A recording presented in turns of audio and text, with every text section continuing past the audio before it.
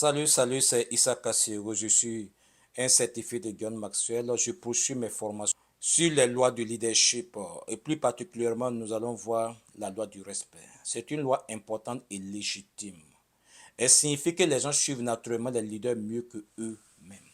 Dire que les gens suivent naturellement les leaders mieux que eux-mêmes ne veut pas dire que les leaders sont supérieurs ou bien les leaders sont des meilleures personnes par rapport à ceux qui les suivent ou bien à ceux qui les respectent. Cette signification de la loi du respect veut nous faire savoir que les leaders sont des meilleurs leaders et que les leaders ne vont pas se promener seuls. Mais pourquoi ils ne vont pas se promener seuls? Parce que, étant des meilleurs leaders, les gens les respectent à cause de ça et les gens veulent les suivre.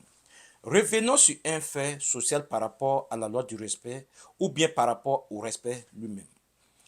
Moi, j'ai déjà entendu des gens dire, et je parie que vous aussi, vous avez déjà entendu des gens dire, j'exige mon respect, il faut qu'on me respecte. On ne peut pas me manquer de respect de la sorte. Mais c'est quoi ça? Je pense que ce sont des expressions que chacun de nous, au moins une seule fois dans nos vies, on a déjà entendu. Mais à chaque fois que j'entends cela, je me pose toute cette question de savoir si le respect pouvait être exigé. Je vous pose aussi la même question. Est-ce que le respect pouvait être exigé? En tant que leader, bien sûr. Parce que on confond souvent leader et dirigeant. En tant que leader, le respect pouvait être exigé. J'ai toujours pensé qu'il fallait toujours attendre le respect. Et je ne pense pas qu'il ait le droit de dire à quelqu'un d'autre qu'il exige d'être respecté. Non, non, non. Non.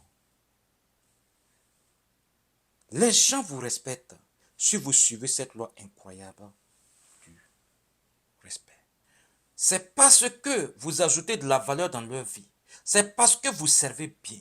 C'est parce que vous créez une différence positive dans leur vie. C'est parce que vous impactez positivement leur vie que les gens vous respectent. Permettez-moi de vous le dire aussi simplement que possible.